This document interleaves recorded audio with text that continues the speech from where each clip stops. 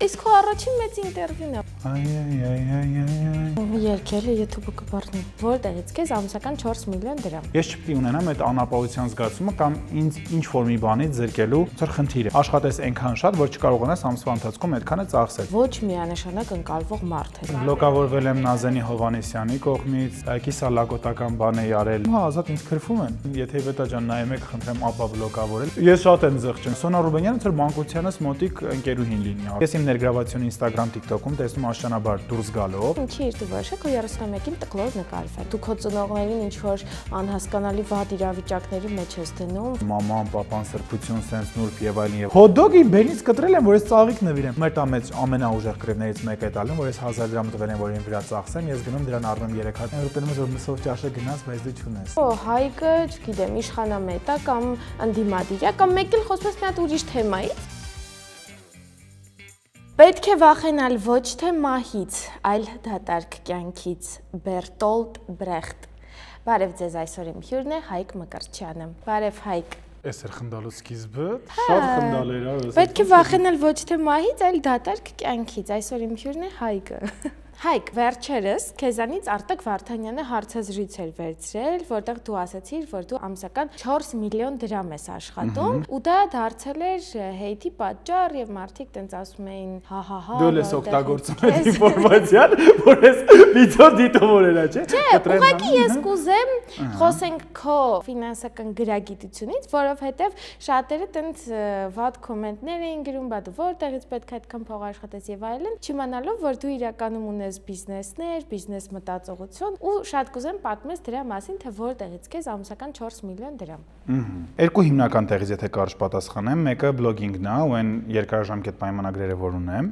այսինքն գործընկերներ, ովքեր պարբերաբար ոնց որ ամսվա կտրվածքով ինձ տալիս են խնդիր, ինչի շուրջ ես նկարում գրել ու ստանում եմ գումար, ինչը Հայաստանում իրականում բավականին մեծ է, ու սա մենակ իմ մասին չի, ես մեր շուկայական արժեքներով միջին բլոգեր եմ իմ դիտելության ու լայքերի դիմաց, այսինքն շատ ավելի մեծ, ես վերջերս լսել էի մի աձույքի մասին, որը արդեն 600,000 դրամ է վերցնում, օրինակ մի ռիլի համար։ Թե ովքեր են էքսկլյուզիվ, հետո քո ականջին կասեմ, հիմա թող մարդիկ կոմենտներում գրեն։ Եվ մյուսը այն է, որ ես 8 տարուց ավել է զբաղվում եմ սեղանի խաղերի բիզնեսով։ Այսինքն մարդիկ պատկերացնեն, ես սկսել եմ 100,000 դրամից որպես հոբի, ու հիմա յուրաքանչյուր խաղը ստեղծելու համար պետք է առնվազն $5,000։ Ու մենք այս տարիների ընթացքում ստեղծել ենք 35 Ալի մի րոպե, ավելի պարզ։ Դու ստեղծում ես տարբեր խաղեր, ինչպես օրինակ Դե խաղան, Դրոշապոլիսը, Brain-ին, Hubstop-ը, բոլորի։ Որոնք տարբեր գրախանութներում կան, մարդիկ գնում առնում են ու նույնիսկ չգիտեն, որ դրանք քո հեղինակած խաղերն են։ Այո։ Դու քո Ավելի լավ որ չիմանան, կարող լիքը մարդ կա չի սիրում ու չեր ուզենա ամիջական ֆինանսական ներդրում ունենալ մեր ընտանիքի բարեկեցության վրա։ Չէ, իրականում կատակ մենք անցած ամանորին թե հունիսի 1-ին հենց սկսել ենք ակցիա, որ կոչվում էր Հայկի խաղեր, վրան տեն ստիկերներ կար, ես էի, մամաս էր, պապաս էր, ոնց որ գրած էր Հայկի խաղեր, որ մարդիկ իմանան, բայց հայտի ոնց որ սկսել այն ժամանակ, երբ որ շուկայում խաղ չկար ու ոնց որ վերածվել է շատ կայուն բիզնեսի։ Ես ունեմ մշտական թիմ, ովքեր աշխատում են, անգամ տնտեսիկ են դրա մեջ ներգրաված, ոնց որ բանի մեջ, տնտեսագիտության մեջ կա տենց կթուկով արտահայտությունը, որ ոնց որ ինքը միշտ տեղ կա, ու այդ կթվում է, այսինքն կաթում է, էլի, քո ներդրումների մեջ, իմ տենց արտահայտություն կար թե չէ, թե սխալը գրեք մեկնաբանություն, ասի խելացի Երևան, էլի, ու ինչ էր անունը։ Ինքը անընդհատ գալիս է, ձնագնդիկ էֆեկտով մեծացել է, ոնց որ ինքը իմ եկամուտների մի մասն է, մյուս մասը այդ բլոգինգն է։ Okay, ինչ ես անում դու ամսական այդքան փողը։ Խնայում եմ։ Պատմի այդ մասին։ Եվ շատ լավ ապրում եմ ու շատ լավ ծախսում եմ, այսինքն ես օրինակ երբեք ուտելու վրա գումար չեմ խնայում, ես օրվա կտրվածքով կարող եմ օրինակ 30,000 դրամ սրճարաններում սնվեմ։ Կարծեմ մարդիկ այդ ինչ է տենց ուտում, տենց լիքը բան կա։ Ես է ուտել շատ եմ սիրում, այո, բոխախից թույլ է։ Այո, որկրամոլ եմ, հա, հայտնի շատ սրճարանների համար, բայց որկրամոլը եկավ, ուրախանում եմ մարդիկ, սպառում ենք։ Իսկ մյուս մասը ոնց որ շրջագայություններ, որոնք ոնց որ նա եթե առաջ ես մտածում եմ ու մենք մեր խեղճ ճամփորդությունը հիշում ես, հիմա ոնց որ հասել եմ նենց բարեկեցության ու մտածում եմ եթե ճամփորդում եմ, ես չպետք է ունենամ այդ անապահովության զգացումը կամ ինձ ինչ որ մի բանից զրկելու ոնց որ խնդիրը։ Առաջ ոնց է մտածում եմ, չէ, կամ հյուրանոցը կարող է մի քիչ ավելի ծայրամաս եւ այլն, հիմա այդ խնդիրը չկա, ոնց որ վաստակում ենքան, ինչքան ինձ կոմֆորտ կլինի ցանկացած իմ նվազագույն պահանջմունք բավարարելու։ Մի հատ բան ասեմ, մենք մի քանի տարի առաջ 2019 թվականին ես դու Եվան 3 մտերիմ ընկերներով գնացինք Հունաստան ու այնտեղ sense ծերը ծերին էինք հասցնում։ Ալպենգոլդը լավաշի ծերին հասնում ենք, հազատում ուտում ենք ու շատ շնորհակալ ենք, որ ինչ-որ մեկը լավաշ ու ալպենգոլդ էր բերել։ Ո՞վ է։ Ալպենգոլդը ես։ Լավաշը ես։ Բայց նայ, տարիների ընթացքում ոնց որ վստահաբար երեքիս ֆինանսական վիճակն է լավացել է, բայց մեր մեջից ամենաշատը դու ես ոնց որ բիզնես մտածողությամբ ու քո եկամուտները տենց շատ ուժեղ կայուն ձևով աճում են, բացի դրանից նաև խնայում ես։ Դու միշտ ասում ես, որ միշտ բողոքում ես ժողից, որ սովորել ես, բայց ես ենթադրում եմ, որ այդ քո տնտեսագիտական գիտելիքներն են, որ քեզ օգնում են փող աշխատել։ Հիմա ինձ հետաքրքիր է իրոք քո ֆինանսական գրագիտությունը դու վերցրել ես այդ համալսարանից ու քեզ օգնում է, թե դա ինչ որ sense տրված բան է քեզ, որ դու ունես անալիտիկ մտածողություն կամ փոխ։ Ես իրականում ասում եմ գերագնահատված եմ ունեմ անալիտիկ մտածողություն, ուղղակի ոնց որ ժողը տվել է գոնե մտածելակերպ, որ sense նայում ես ինչ որ երևույթների, հասկանում ես աշխարհը ոնց է աշխատում, չգիտեմ ներդրումների շուկան ոնց է աշխատում, արժեթղթեր եւ այլն, ոնց որ այդ բոլոր պատկերացումները ունես, բայց իմ փիլիսոփայությունն է, որ ոչ թե կենտրոնաս խնայես, այլ իմ փիլիսոփայությունը հակառակը, աշխատես այնքան շատ, որ չկարողանաս ամսվա ընթացքում այդքանը ծախսել։ Ավտոմատ կերպով ստացվում որ դու խնայում ես։ Ու խնայելուց բացի ինչ որ ներդրումներ անում ես։ Այո, ոնց որ ժողը ինձ տվել է այդ մտածողության ձևը։ Զուտ ուղղակի երբ որ ես գնացել էի կրթական համակարգ, շատ ավելի մեծ պահանջներ ու ակնկալիքներ ուներ Հայաստանում կրթական ինստիտուտից ու չստացա դա, արդյունքում իմ բողոքը դրանից է, որ ոնց որ իրականությունը ու իմ մտքում եղած ակնկալիքները կրթությունից ծառավը չի բավարարվել։ Այդ ուղղվեց դեպի բողոք, իսկ մնացած մասը արդեն դարձավ հնարավորություն, որ ես ավելի խելամիտ կառավարեմ իմ ֆինանսները։ Okay. Հիմա անցնելով ֆինանսների թեմայից, կուզեմ մի քիչ խոսանք բլոգինգից ու քո կերպարից որպես բլոգեր։ Դու հանրային կերպով շատ sense ոչ միանշանակ ընկալվող մարդ ես, ինչպես ես էլ։ Այսինքն քեզ կամ շատ սիրում են, կամ ընդհանրապես չեն սիրում։ Ու ես դա կապում եմ նրա հետ, որ դու շատ սուր արտահայտվող ես։ Կարող ես ինչ-որ մի բանի մասին sense շատ էմոցիոնալ լավ, իրականում այդ մենակ հանրային արտահայտվելու մասին չի, առհասարակ կյանքում մեր հետ է շփվելուց կարող է ինչ-որ մի բան ուղարկենք, ասես, վայ, ահա որ թույն է, կամ լրիվ հակառակը, վայ, այս ինչ ահա որ վատն է, ոնց որ ահա որ ստուդիան կամ։ Հայկ, ես ուզում եմ խոսանք այն մասին, թե դու ինչքան ես սուր արտահայտվել տարբեր երևույթների կամ մարդկանց արածների մասին եւ ինչ հետևանքներ է դա ունեցել։ Թե օրինակ բլոկավորվել եմ Նազանի Հովանեսյանի կողմից, ինչ որ մի պահի ինչ որ կիսալակոտական բան է արել Իվետ Ամուկուչյանի հանդեպ, արդյունքում բլոկավորվել եմ։ Դու ֆանատիկորեն սիրում ես եւ ինձ հետդ քարշ էիր տվել։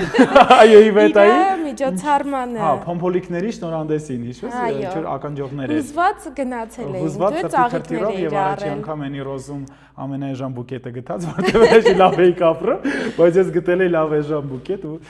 բայց դե Էնի Ռոզ էր վրան գրված, հիմա այդ ժամանակ տրենդային էր, դա արի, հիմա Եվաս Garden կառնեի հակառակ դեպքում։ Լավ, հիմա քո ոնց է շոու բիզնեսի քո պատմությունն է, ովքեր են քեզ բլոգեր։ Ես թվում է, որ այն ժամանակ, երբ որ մենք զբաղվում ենք, այդ սուր վիճակները շատ համընդհանուր էր ու ընդունելի էր։ Այսինքն, օրինակ, դե քիչ-քիչ է, չէ՞, հասարակությունը որպես օրգանիզմ զարգանում է։ Հիմա ավելի նրբանկատության ժամանակներ է, self-care-ի ժամանակներ է։ Կար մի հատ շրջան, որտեղ բառերի մաչայի, լատեի, պիլատեսի այդ ժամանակները, իսկ առաջ մի քիչ ավելի շատ հենց լսարանը հավաքվում էր այդ սրության շուրջ, որ դու կարողանում ես ինչ-որ մի բաներ կամ իրանց սրտից ասել, որովհետև այդ մեդիան այդ ազատությունը նոր էր տվել, առաջ ոնց որ TV-ն մենաշնորի դիրքում էր, ինքն էր ամեն ինչ թելադրում, հետո հայտնվում են մարդիկ, ովքեր ունենում են լսարան, ու իրանք լսարանը հավաքում են նաև նրա շուրջ, որ չեն բացարձականացնում ամեն ինչ երևույթներ, այլ հակառակը կարողանում են երանգներ տալ այդ ամեն ինչին։ Ես ավելի սուր երանգներ էի տալիս, որտեղ ոնց որ իմ բնույթն է տենց, որ ես շատ ավելի ռադիկալ եմ, շատ ավելի կտրուկ եմ։ Նույն ձև ոնց որ իմ բողոքը, ես քանակերում եմ մեծացել, արտահայտում եմ անգամ հագուստի միջոցով։ Կարելի ճղած շալվարով գնայի դասի կամ նենց հագուստով, որ այդքան ընդունված չի։ Արդյունքում ոնց որ այդ իմ տեսակը հենց դրսևորվել է նաև հանրային խոսքում, ու ես շատ ոնց որ վերցնում ու ինչ որ երևույթների մասին, հստակ ես լավն է, ես վատն է եւ այլն, ինչ որ որակավորումներ էի տալի։ Հիմա քանի որ ժամանակները փոխվում են, մենք հասկանում ենք, որ մի քիչ ավելի նաև ես եմ փոխվում, որովհետեւ մարդուն չի կարելի դատել նաև ու դիտարկել ոնց որ կոնստանտ ինչ-որ մի ձևով, ես գնացել եմ հոկեբանի, ես սովորեցրել եմ ու զարգացրել եմ կոմունիկացիայի հմտությունները, ես փորձում եմ ասելիքը արդեն կառուցել լրիվ այլ բովանդակությամբ։ Ինչ օրինակ վերաբերում է Նազենի Հովհաննիսյանի բլոգելուն։ Լավ լուրջ, հիմա բլոգված ես։ Նա եթե բլոգված եմ, բայց եթե երկրորդ անգամ եմ նկարել, ես նույն ձև կնկարեի, որովհետև ես ատում եմ հասարակությանը մանիպուլացնելու ցանկացած փորձ։ Ու մանավանդ տրավմատիզացված հասարակությանը կրկնակի տրավմատիզացնելու ցանկացած փորձ, երբ որ վերցնում ես, ասում ես, նայեք, դուք վատ եք ապրում, ամեն ինչ վատ է եւ այլն, ես չեմ մեղավոր, դուք բոլորդ եք մեղավոր։ Ու իմ ռիլ իրա մասին եղել է այս բովանդակությամբ, ու եղել է ոչ թե Նազենի Հովհաննիսյանի, այլ իր ասելիքի մասին, իր մեսիջների մասին, էլի, քանի որ մեր Հայաստանում մի քիչ տարանջատում չկա մարդու կարծիքի մասին, միշտ անձնավորված է շատ գնում, արդյունքում ինչ եղավ, որ ոնց որ տենց եղավ այն ռեակցիան, որը իր կողմից ոնց որ երևի այդ բային ամենաճիշտն էր ուղղակի բլոկավորել ու չտեսնել բովանդակություն, որ ես եմ ստեղծում, այդ միանշանակ իր ազատ իրավունքն է, բայց իմ իրավունքը այն էր, որ ես տեսնում եմ մարդու, ով լայն լսարան ունի, այդ լայն լսարանին պարբերաբար մեսիջներ է հասցնում, որ դուք անդադ մեղավոր եք, ու մեր երբ որ մեղավոր են բոլորը, արդյունքում ոչ ոք մեղավոր չի այդ։ Համընդհանուր քաղաքական ոնց որ մանիպուլյացիայի ամենատարածված ձևն է, էլի, երբ որ յուրաքանչյուր իշխանություն փորձում է իրանից բացի տեղափոխել բոլորի վրա, ու արդյունքում չունենք ինչ որ մեկին, որ ասես չէ, սրան պիտի դատես, սրան պիտի նստեցնես, սրան պիտի չգիտեմ, վերանայես, էս անես, այն անես, էլի։ Տենց ոնց որ այդ նույն մեխանիզմը ուրիշ տարբերակով կիրառվում էր հանրային մարդու մոտ, ու ես կուզենամ, որ մի քիչ գոնե տրավմատիզացված հասարակության հետ մարդիկ ավելի նրբանկատ աշխատեն։ Իսկ դրանից հետո ինչ որ հեյթի ալիք զգացել ես, որ գա քո վրա։ Չէ, հեյթի ալիք չեմ զգացել, բայց քանի որ մեդիան նաև ավելի ազատականանում է, ու Հայաստանում չկա նախադեպեր, երբ մարդ իր խոսքի ազատության համար կարա պատասխանատվություն կրի, որտեղ այդ արդեն խոսքի ազատություն չի, այդ հստակ իրավական ոնց որ խախտումներ է, արդյունքում ազատ ինձ քրվում են։ Նազենի ջան։ Չէ, դուք չէ, շնորհակալություն։ Իրա ֆանատները։ Չէ, իրա ֆանատները չէ, այսինքն մարդիկ, ովքեր սոցիալական մեդիայում կան, նույն ձև ոնց որ հանգիստ կարողանում են քեզ թիրախավորեն, որովհետև մեկ է, երբ որ դու մարդկանց աչքի առաջ ես 8 տարի է, դու չես կարա եւ պրոմոթներ թույլ չտաս, կամ չես կարա ինչ որ բաներ արել ես, հետո փոխում ես ու մարդկանց մոտ այդ ընկալվում որպես երկակի ստանդարտ։ Միգուցե այդ բանը ես իրոք ունեցել եմ երկակի ստանդարտ, կամ ինչ որ բաներ անում են, որ հենց դրա մեջ է, ոնց որ այդ մարդիկ հիշում են ու անընդհատ այդ ոնց որ ցույց են տալիս, ու շատ քիչ մարդ է, որ ոնց որ կարա քո փոփոխությունը նայի որպես པարզ զարգացում կամ եւ այլն, էլ ջոգեցի ես մասը։ Իվետան Հո Իվետան շատ եմ սիրում Իվետային, եթե Իվետա ջան նայում եք, խնդրեմ ապա բլոկավորել, որտեղ իրոք շատ եմ սիրում։ Բայց չէ բլոկեր։ Դե ոնց որ նախկին գործընկերներիցս մեկի ինֆլուենսերը վիդեո էր տեղադրում, որտեղ ոնց որ Իվետան մտնում կոմենտ էր գրում, լինելով ուրիշ կազմակերպության ինֆլուենսեր։ Ես էլ ոնց որ այդ սկրինշոթը անում տեղադրում էի ստորի, գրում էի ոնց որ Իվետան աչքիս ուրիշ գույնի կուպալնիկ ա ուզում։ Ապուշը ո՞նց կլի, խնդրեմ, մարմնացումը նստածա։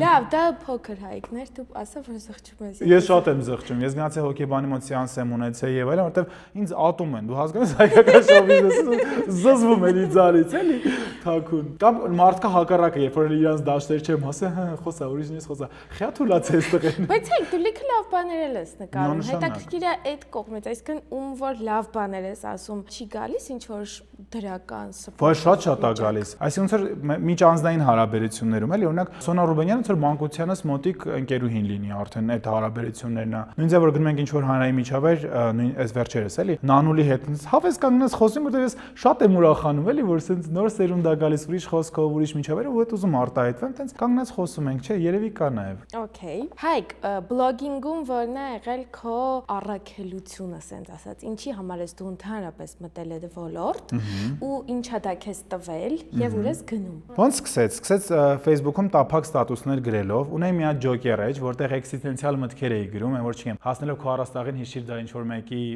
պոլն է, ինչ որ սենց բանը ես նենց տրեշ մտքեր էի գրում, բայց որ մեր հասարակությունը սիրում էր, դες հավաքեցի աուդիտորիա այնտեղ ջոկերը։ Ինչի համար էր դա անում։ Ինձ թվում է հետաքրքիր է ոնց որ ջոգում ես ինչ որ ուշադրություն կա քո մտքերի հանդեպ, դե էգոցենտրիկ երեխայի, հա, եղել այդ ուշադրությունը sense վայելում է։ Դες սկսեցի, հետո ոնց որ իմ անձնական էջով սկսեցի, հետո ջոգեցի, որ օրինակ լուրջ բաներ որ գրում եմ, լավ տարածվում, օրինակ խորհուրդներ ուսանողներին, քննությունից առաջ, քննության ժամանակ sense բաներ։ Հետո հասկացա, որ վիզուալ ուզում եմ երևամ, գնացի Instagram-ում էլ լսարան հավաքեցի։ Հետո ստացա իմ առաջի գովազդի առաջարկը 6000 դրամով։ Հետո հասկացա, որ փաստորեն սա կարելի է մոնետիզացնել, ու նաև զուգահեռ ունեի սեղանի խաղերի բիզնես ու հասկացա որ կարելի է իմ սեղանի խաղերի բիզնեսը հանրային ներկայացնել մարդկանց ու տեսնում եի թե ոնց են մարդիկ ովքեր զբաղվում են այդ սեղանի խաղի մեջ որոշակի փոփոխություններով, հա, կարծիք էին արտահայտում, գույնը փոխեք, չգիտեմ, լոգո էին ընտրում, ամեն ինչ անում էի հանրային, իրանք շատ ավելի հեշտ էին գնում գնման process հետագայում խաղի։ Հասկացա, որ կարամ նաև վաճառք իրականացնեմ, ու տենց ոնց որ մեծացավ բլոգ, ունեցա պայմանագրեր, Armenia TV-ից իմ ապուր ստատուսների համար կանչեցին, այնտեղ սկսեցի սցենար գրել, կրեատիվ միտքս բացվեց, զարգացավ, ոնց որ տարբեր փուլերում, հետո մեդիա նախաձեռնությունների կենտրոնում ես գնացի ու սովորեցի YouTube, հետո ես հետքում եմ աշխատել, այսինքն նաև ոնց որ իմանամ մեդիա հետ ուղիղ ու ամիջական կապ ունեմ, էլի, ես ինչ որ տարբեր դպրոցներ ավարտել եմ, ու նաև քանի որ 15 տարեկանից մինչև 20 տարեկանը ես կամավոր եմ աշխատել, լիքը սոցիալական խնդիրներ տեսել եմ Հայաստանում ինչքան շատ կան, ու նաև այդ հաշվի առնելով ուզեցել եմ իմ բլոգին սոցիալական ուղղություն տամ, ու հիմա եթե ասեմ, որ նա գլոբալ իմ առաքելությունը երկու հիմնական մաս կա, մեկը այդ տնեցիքիս բավարարելն է այդ ուշադրության, որտեվ հիմնարկ մաման պապան հաճեք են ստանում։ Այդ մասին առանձին խոսալու ենք։ Մյուսը երևի ինչ որ սոցիալական բաղադրիչն է, որ շատ այն երևույթները, որոնք ինձ խանգարում ա կամ մտածում որ պիտի ավելի լիբերալ մտածեն մարդիկ, ես այդ փորձում եմ հարենացնել, ցույց տալ ու նաև ինչու՞ չէ գումար վաստակել այդ ամեն ինչից։ Բայց ոնց հասկացա հիմնականը sense բիզնեսն ա եղել, այսինքն մտել ես Instagram ու հասկացա ես որ դա կարելի է։ Չէ, ես հաճույք եմ ստացել, որ մարդիկ իմ գաղափարները հավանել են, որովհետև անգամ իջև հիմա էլ օրինակ ես խեմ շատ սիրում գովազ նկարել, որովհետև այդ challenge-ը, որ քեզ տալիս են իդեա չհակառակը, քեզ տալիս են խնդիր, ու ոնց կարա քո ուղեղը իդեա գեներացնի, ինձ այդ process-ն է ավոր հետաքրքիր, ոնց կարամ ինձ այդ ստանամ, այդ ստանալը ամբողջությամբ հաճույք է իմ համար, ոնց որ ես ռեալիզացվում եմ դրանով, ինչ որ մեկը նկարելով է, չէ, ռեալիզացվում կամ չէ, երգ գրելով, երգելով, իմ համար գովազ նկարել այդ ինքնարեալիզացիայի ամենամեծ հնարավորությունն է։ Okay, իսկ ոնց ես տեսնում ապագան, որովհետև հիմա AI-ը մտել, կոնտենտը շատացել է, բլոգերները շատացել են, ոնց ես պատկերացնում, որ պետք է շարունակես այս ոլորտում։ Ինձ թվում է նաև ես հաշտեմ եմ մտքի հետ, որ գիտակցում եմ Gen Z-ն է գալիս, իրանք լրիվ ուրիշ մտքերով են, ուրիշ հումորի զգացումով են եւ այլն։ Ու ես իմ ներգրավացիոն Instagram, TikTok-ում տեսնում աշճանաբար դուրս գալով, այդ կգրառեք էլի դուրս է գալիս, եւ ավելի շատ կգնա արդեն երկար կոնտենտ դեպի YouTube կամ այն հաղորդումները, որոնք ես պատկերացնում եմ, բայց առհասարակ իմ փիլիսոփայությունն է նա, որ ես 35 տարեկանից հետո չաշխատեմ։ Այսինքն ունենամ հիմա բավականին շատ գումար խնայեմ, որտեղ ներդրեմ որոշակի արժեթղթերում, պետական պարտատոմսերում կամ բանկային եւ այլն, ու կարողանամ ունենամ այն կարգի եկամուտ, որը ինձ թույլ կտա իմ կենսամակարդակը պահեմ ու չաշխատեմ։ Բա ինչ ես անելու։ Ճամփորդելու եմ, ֆիլմեր եմ նայելու, ջիմ եմ գնալու, չեմ հաց ես ուտելու։ Ցանկալի է, այո։ Չէ՞ որ մարդիկ ասում են չաշխատես, ոնց որ ինքս իմ համար, այո։ Հա Gen Z-ից որ խոսացիր, Gen Z-ին ովքեր չգիտեն, նոր սերունդն ասած։ 15-ից 28 տարեկանների հիմա համարվում է։ 28։ Ну մոտավորապես Դե էլի լավ, միջակայք։ մենք էլ ենք ուրեմն համարյա Gen Z։ Դե 2 տարին դրա համար իջացրեցի, որ եղա։ Լավ, 20 տարեկանները հիմիկվա, շատ են մեզնից տարբերվում։ Հա, ինձ թվում է բավականին, որովհետև իրանց հումորի զգացումը լրիվ ուրիշ է։ Իրանք հենց մենք նույն ստարտային կետում չենք մեծացել, էլի պատկերացրա դու ծնվում ես, մենք ականատես ենք եղել ինտերնետը ոնց է ինտեգրվում, իսկ իրանք մեծացել են արդեն այդ ինտերնետը կա։ Ինքնաիրոնիան կա, իսկ մենք ոնց որ այդ շատ դժվար են, էլի մարդիկ հաղթարել, որ իրանց վրա կարան տժան, իրանք կարան տժեն, բայց հենց այս են սերունդն է, որը շատ ամեն ինչ իրավիճակը մեմային է տեսնում։ Չի, հիմա շատ սիրուն սերունդ է, էլի, ավելի առողջ է տեսնում, որտեղ օրինակ ոնց է, չէ, մենք ծնողները սովորացրել են այդ ինքնազոհողությունը, համ իրանց օրինակով, համ գործի տեղը պետքա 6-ին է, չէ։ Հիմա նոր սերունդը ավելի անձնային սահմանների մասին է, հանգստության, չէ, գործը 8 ժամ է, չեմ ուզի անեմ, կգտնեմ այլընտրանքային տարբերակներ, դրա համար մի հատ անսահման մեծ ազատության մեծացած սերունդ է, որը մեզանից տարբերվում է ու ոնց որ իրանք գալու են փոխարինելու մեզ մեդիա հարթակներ, եթե ոչ արդեն իսկ փոխարինում են, էլի։ Իրական որ ասացիր, որ պատկերացնես, որ պետքա չաշխատես, ես իրոք ուզում եմ հասկանամ դու ոնց ես պատկերացնում, որովհետև ես քեզ ինչքան որ ճանաչում, սենց քո մեջ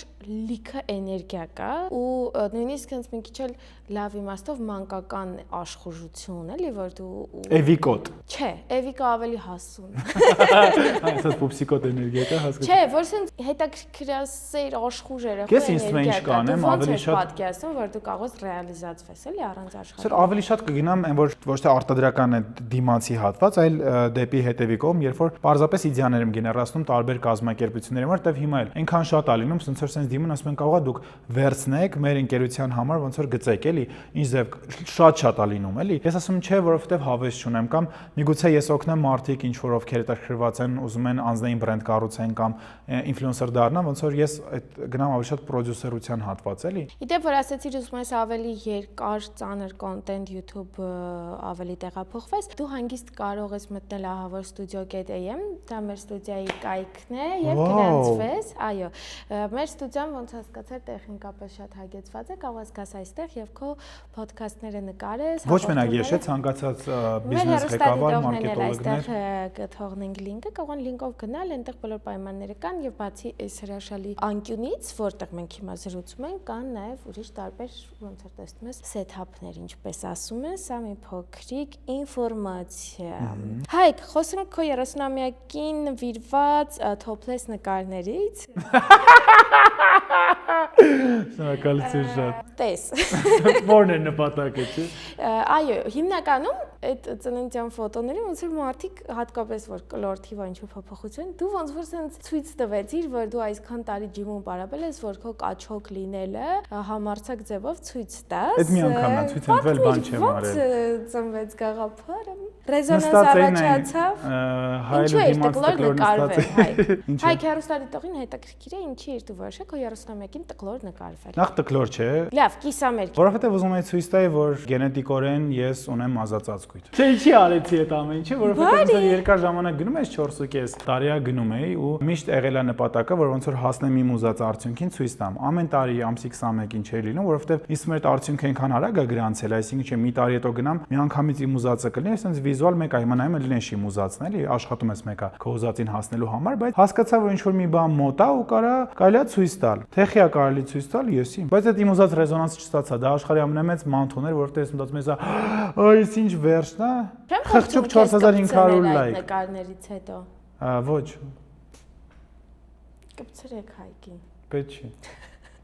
Խոսենք քո ընտանիքի ներգրավվածությունից, քո բլոգի մեջ։ Ես գիտեմ շատ մարդկանց համար այդ փաստը, որ քո ծնողները քո վիդեոներում, քո գովազդներում նկարահանվում են, մի տեսակ զարմանալի եւ շոկային է, ու նույնիսկ տեսել եմ շատ կոմենտներ, որտեղ մարդիկ շատ բացասական են վերաբերվում, որ դու քո ծնողներին ինչ որ անհասկանալի վատ իրավիճակների մեջ ես դնում, որ լայք հավաքես, գումար աշխատես, կպատմես ինչի ես տենց անում։ Լավ եմ անում, սկսենք դրանից։ Ես ամենամեծ հպարտությամբ կարամ ասեմ, Հայաստանում առաջի մարդն եմ, մարդկանցից չէ, ոնց ասում էլի,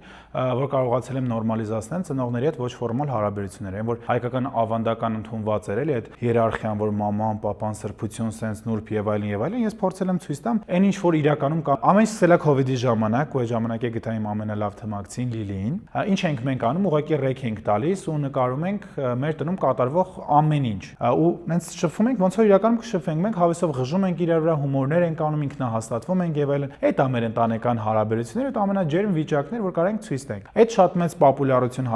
հավաքեց, որովհետեւ առհասարակ ես նկատել եմ, երբ որ դու հասարակության ընդունված ինչ որ մի բանի դեմ ես գնում, ցույց ես տալիս, սկզբում ընդդիմանում են մարդիկ, ասես աննորմալ ինչ որ ալիք է գալիս, հետո սկսում են համակերպվել դրան, հետո դառնում է նորմա։ Հիմա ոնց է, չէ՞, հիմա յուրաքանչյուր ամեն երկրորդը փորձում է ինչ որ ձև ոչ թե վատ կամ լավ առումով եմ ասում, այլ ազատ է նաեւ իր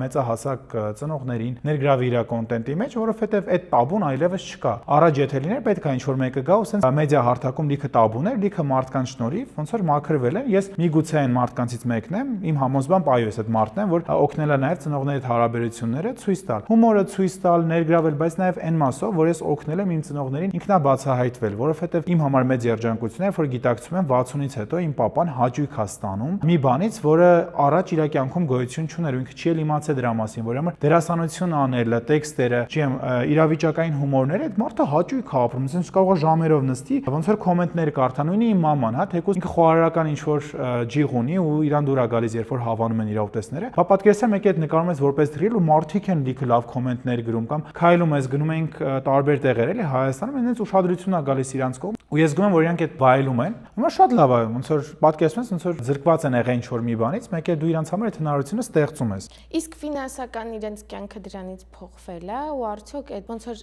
գինը, որ իրանք վճարել են, այդ իրանց համար շատ մեծ բան չի ու արդյոք իրանք այդ վատ կոմենտները կարողանում են մարսել։ Ամենալավն է, որ իմ ծնողները ես ինչով է զբաղվել, իրանք միշտ աջակցող են լինելու, ինչ ուղղություններ են ընտրել ու երբ որ իրանք նաև տեսան դրա ֆինանսական ադաչան, որ փաստորեն այս ինչ որ ձև աշխատում շարունակում ապահովեն, այս հնարավորությունը նաև մեր տղայի համար եկամուտ վաստակելու, իրանք ավելի մեծ ոնց որ պատասխանատվությամբ մտել են մի հատ process-ի մեջ ու այնքան ա եղել, որ ես ուղղակի զանգեմ, ասեմ կես ժամից գալիս ենք, արագ պատրաստություն են տեսել, որ մենք նկարենք որոշակի reel։ Բայց նաև ինչն է դժվարությունը դրա, որ ես օրինակ մեծացել եմ ի սկզբանե թքած ունենալով բացականի նեգատիվի վրա ու ես միշտ առաջնորդում եմ, թե ինձ ոչ մի բան չի տալու, ինձ այնց ինչ որ մի բան է խլի, բայց այդ չես կարողանում դու սովորացնես ծնողիդ, ով անարդարության շատ մեծ չափաբաժին է տեսնում այդ ամեն ինչի մեջ, ասենց կարդում է վատ մեկնաբանություններ այնց մարդկանց կողմից, որ բացարձակ անտեղի է ու անհասկանալի է։ Մամաս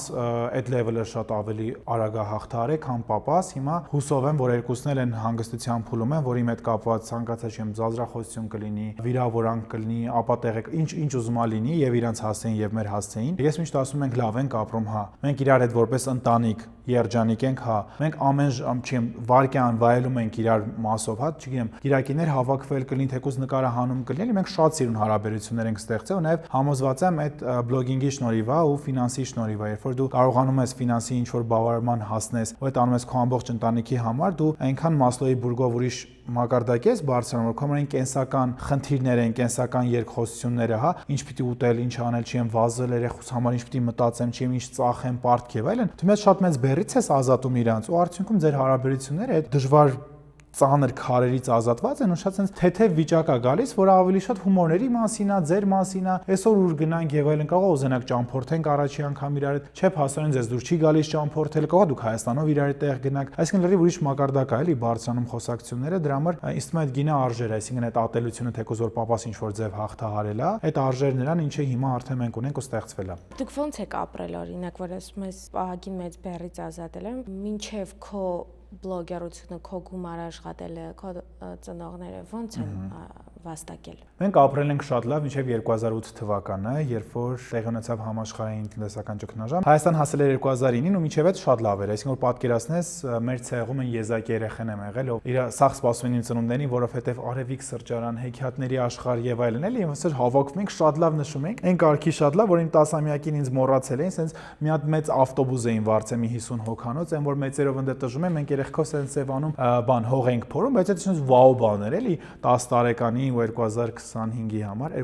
2005-ի համար, հետո տեղ ունեցավ համաշխարհային ճգնաժամը, ինչի արդյունքում մենք սկսեցինք ապրել շատ վատ, այն առումով, որ ինչ հնարավոր ու շատ քիչ խնայողություններ ունենք, ոնց որ այդ խնայողությունները ծախելով ու այդ գումարը պարտքով եւ այլն ու անգամ մոտ այնքան լավ տպավորված է մամայիս հիասթափությունը, երբ որ ես գնացինք ու ժողի ցուցակներն են կարդում, մերոնք լիահույս էին, որ անվճար եմ ընդունվել ու ոնց որ պատվազից արած լինել, էլի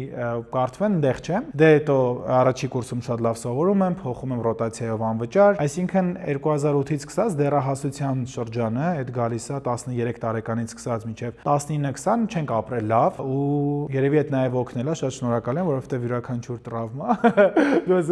ինչ որ մի բան դառնում է, իմ դեպքում դառել էր աշխատասիրություն ու ոնց որ այն բարեկեցությունը ստեղծել, որ հետո հետ չվերադառնալ այդ ցածր ֆինանսական կետին։ Դրա համար ես այնքան հետաքրքիր դեպքեր հիշում եմ, թե բան էլի, ամենածանր խոսակցությունը կարամ հիշեմ, որ լավ տրավմատիզացրել էր։ Ես որպես երեխա շատ էի սիրում էլի, որ սենց գնայի մամայի ընկերուհիներին եւ այլն նվերներ առնեի ու մեր տան կռիվը Տենց որտեվ սիրում եմ, որ իրանք ասում են, վայ Հայկ ուրիշ է, Հայկը նրբանկատ էլի, իրանք տենց ինձ գովացել են, հիշում ենք Նարցիսեմ եւ Արիոց։ Okay. Մամայիդ ընկերուհիներին նվերներ իրար։ Հա, ծաղիկներ են։ Որտեղից քեզ փող։ Այդ միջև այդ որ լավ էինք ապրում։ Հա, պապա տալիս էր։ Պապա տալիս էր, ասում էր գնա մամայիդ ընկերուհին։ Չէ, տալիս էր իմ համար, ես բուֆետ չէի անում, հավաքում էի այդ փողերը, գնում էի մամայի ընկերուհիների համար նվերներ էի անում, այլ էս էլի համաձայն է։ Չէ, ասում ես պապայի կողմից։ Չէ, ես եմ առնում։ Դու քո կողմից։ Այսինքն ես իմ բուֆետի բենից կտրել եմ այդ հոթ-դոգը։ Կապչեն հոթ-դոգի բենից կտրել եմ, որ ես ծաղիկ նվիրեմ։ Հետո մի օր ոնց որ երբ որ շատ վատ էինք ապրում, մի կերպ սեպտեմբերին որպես շնորհավոր տղես եւ այլն տալիս են 1000 դրամ։ Մեր տան մեջ ամենաուժեղ կրիվներից մեկը է տալում, որ ես 1000 դրամ տվել են, որ ին վրա ծախսեմ, ես գնում դրան առնում 3 հատ ծաղիկ ու բաժանում եմ մամայիս ու մամայիս ընկերուհիների։ Այո, ասած։ Մամա դե դի ընկերուհիներ ա տենց ու։ Ոյ հրաշալի, միջև հիմա Անժելս հասնիկ տան պրեմիատ բան ասեմ, այդ վատ էինք ապրում, բայց նաև Հայկ Մարությանի հետ մեր անապահով ընտանիքներին սնունդ էինք բաժանում։ Դուք եք բաժանում։ Քանակերում, իրանք բերում են, մենք ոնց որ կամավոր էինք, օգնում էինք, այնուր տնում ես որ մսով ճաշը գնաց, բայց դու չունես։ դու շատ հաճախ խոսում ես սենց ինչ որ սոցիալական թեմաներից, որոնք նայելով կմտածես, Հայկը, չգիտեմ, իշխանամետ է կամ ընդդիմադիր է, կամ մեկ էլ խոսում ես մի հատ ուրիշ թեմայից, մի ամիս հետո, որ կմտածես, փաստորեն չէ, իշխանամետ չէ, ընդդիմադիր է։ Ինձ իրականում ոնց որ հետաքրքիր է, դու ունես ինչ որ տենց հատուկ քաղաքական կարծիք, ու ինչքանով ես օքեյ այդ մասին հանրային ձևերով խոսալուն ու առհասարակ ոնց ես դրան վերաբերում, որ բլոգերները իրենց կարծիքը պետքա բարձրաձայնեն քաղաքական, էլի։ Շնորհակալություն լավ հարցի համար, ասում դու ճիշտ ես ապրում են ժամանակ, երբ որ քո Facebook-ում friend request-ը ուղարկում համ ընդդիմադիր ինչ որ մեկը, համ էլ ինչ որ վարչական շրջանի ղեկավար, իշխանամետ, որովհետև տենց հավասար մեկ իրանց էս յուղում, մեկ իրանց էս դաղում, էլի։ Իմ փիլիսոփայությունն է, որ ցանկացած adekvat մարդ ինքը անկախ նրանից որ իշխանությանն է սատարում, այդ իշխանությունը եկավ ոնց որ ղեկավարման, ավտոմատ կերպով պետքա վերածվի օպոզիցիայի։ Դու պետքա ունենաս ակտիվ քաղաքասարակություն, որը պարբերաբար հատկապես այն մարդիկ, ովքեր ունեն լսարան, ինքը պետքա հակակշիռ լինի ներկայիս իշխանություններին ու փորձի ցույց տա, որ ինչ որ բաների հետ համաձայն չեն, որ իշխանությունները միշտ մնան ավելի զգոն։ Ու այդ դու պետք անես մաքսիմալ նեյտրալ, այսինքն ոչ թե դու ցույց տաս պատկանում ես որևէ թևին, որովհետև այդ մանիպուլացնելը ամենահեշտ բանն է։ Ավտոմատ կերպով քեզ դա ասում են Հայաստանում սևերի ու սպիտակների մեջ, ինչ որ մի բան ասես, սկսում են քեզ ցեխոտել նրանով, ու քանի որ ես առհասարակ չեմ սիրում ու գիտեմ, որ ամենահեշտ բանն է հասարակությանը մանիպուլացնել, ես նաև պարբերաբար այդ նույնը խոսում ընդդիմադիր թևի մասին, որտեղ ինչ որ մի բան են անում, որը իմ որ ծայրահեղ վատ է, շատ ինչ որ հասկանալի է կամ նույն իրանց մոտիվները, նույն իրանց ֆինանսավորումը որտեղից է գալիս, ինչին է ուղղված, որ այդ ազնիվ չի եւ այլն, ու այդ ուզում ես դրա մասին բարձրաձայն ես, ասես ոնց որ այն մարդիկ, ովքեր ուզում են ու նստած են որպես քաղաքասարակություն, ուզում են ավելի adekvat որոշումներ, ուզում են ավելի adekvat քննարկումներ, այդ ինչ որ մի հատ փուլի, որովհետեւ տեղից հետո նաեւ այդ այնքան ասենց այդ կեղտը մեծանում, որ ինձ թվում է հիմա մենք ավելի իզոլացված ենք ու երիտասարդությունը այլևս հատկապես այն ջենզինում գովում ենք, այդքան քաղաքականությամբ հետաքրքրված չի, բայց դա ամենացավոտ երևույթներից է, որովհետև ամեն ինչ քաղաքական է, ամեն ինչ, էլի սկսած նրանից, որ պետական պարտքի մեծացումը յուրաքանչյուրիս ապագա եկամուտների կրճատումն է, ապագա ծանր հարկերն են ու մարդիկ չեն մտածում, նույն ձև ցանկացած պետական բյուջեի մսխում այդ անդրադառնում է յուրաքանչյուրիս կենսամակարդակի վրա ինչ որ մի ձև, էլի, բայց հիմիկվա սերունդը ավելի շատ ինձ թվում է մյուս կողմա գնաց է, որովհետև եւ ներկայ իշխանությունները եւ ընդդիմադիրները նենց են անում, որ մարդիկ վանվում են ու չեն այդ իրանց զգոնությունը կամ լրջությունը կամ իրանց տեսակետը բարձրաձայնում, որովհետև վախում են պիտակավորվելուց ու հիմա ցանկացած մարդով որոշակի մասով միտք արտահայտում, ոնց որ ավտոմատ կերպով կամ իշխանամետ է կամ ընդդիմադիր է ու այդ մարդիկ այդ պիտակներից զզվում ու հոգնել են, էլի դրա համար, եթե ուզում ես ինչ-որ մեկին արագ չեզոքացնես, կարաս գաս ու գրես, որ SS թևից է։ Իմ դեպքում այդ ինձ թվում է ոչ մեկին չի ստացվի, որովհետև Facebook-ը գոնե իմ պատը ամբողջությամբ ֆիքսում է ամեն ինչ, ու եթե ինչ-որ մի բան կարաս ուղղակի սկրինշոտ տեղադրես, ասես նայեք, ես էսել եմ խոսում, էլի ես պարբերաբար նաև այս փիլիսոփայական մտքի մասին ոնց որ բարձրաձայնում եմ, որ պետքա իմ կարծիքով սենց մտածել, իսկ ինչ վերաբերվում է բլոգերներին, ես ասել եմ, որ 2026-ին մենք կոլապս ենք ունենալու, որովհետև ունենալու ենք ոչ թե բլոգերներ, ովքեր արտահայտում են իրենց անկեղծ կարծիքը, այլ ունենալու ենք բլոգերներ, ովքեր արտահայտելու են շատ վճարված ու բարձր հոնորարներով վճարված կարծիք, ասենց շատ էժան տողատակված գովազդներ ենք ունենալու, որյանում այդ գովազդ չէր, բայց այդ իրականում գովազդ է, ու մարդիկ իրականում չեն վերլուծում, էլի, որ յուրաքանչյուր մարդ ով գալիս է իշխանության, ինքը հստակ նպատակներով է գալիս, ու այդ նպատակների հետևում, եթե ձեզ պատրաստ են մի հատ ռիլի համար 1 միլիոն տան, օրինակի համար է, այդ ինչ ձև է անդրադառնալու հետագա ձեր կյանքի որակի վրա, որ եթե դուք կարող եք խոսքի ազատություն էլ չունենաք, կարան ձեզ ցանկացած բանի այսպես ճտուցնեն։ Միշտ եղել է, ասենք հեռուստատեսությունում, միշտ եղել է նախընտրական քարոզարշավ, ու այդ քարոզարշավը իրականացվել է տարբեր հեռուստաընկերություններին վճարելով։ Չես մտածում, որ ինչ տարբերություն է այդ պարագայում։ Այդ պարագայում տարբերությունն է, որ մենք շատ ինձ թվում է դժվար իրավիճակում ենք մեր երկիրը, որտեղ ոնց որ օտար ազդեցությունը կամ ֆինանսները դրսից եկող շատ ավելի մեծ ահռելի ծավալների են հասնում, քան այդ կհասներ առաջ, որովհետև պատկերացնում երևի թե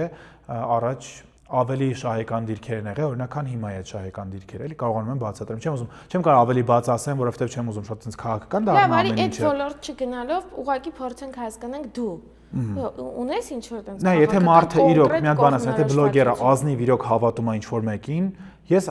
շատ լավ, հարգում ես այդ մարդուն, հարգում ես իր տեսակետը, որովհետև հակառակ դեպքում մենք ոչ մեկս ոչ մեկի հետ չպիտի շփվենք, որովհետև լիքը սուր թեմաներ կան, ում մասին եթե մարդու ունի դիրքորոշում, չես կարող ուղղակի ոնց որ ասես, всё, օքեյ։ Հաջողություն դու մենակ ես պատճառով եւ այլն, նույնիսկ տնեցիկիս հետ կարամ չշփվեմ, որովհետև իմ տնեցիկ շատ ծայրահեղ տարբեր կարծիքներ կարող ունենա միևնույն երևույթի քաղաքական տարբեր կողմերի մասին։ Բայց ոնց որ իմ տնեցիկին ես փորձում բազմազանության մեջ ընդունել յուրաքանչյուր մարդուն, այն ինֆորմացիայով, այն ամեն ինչով ինքը ինչ վերցրել է իր համար։ Դրա համար այդ ոչ մի ձև որակավորում չեմ տալիս, եթե մարդը ազնիվ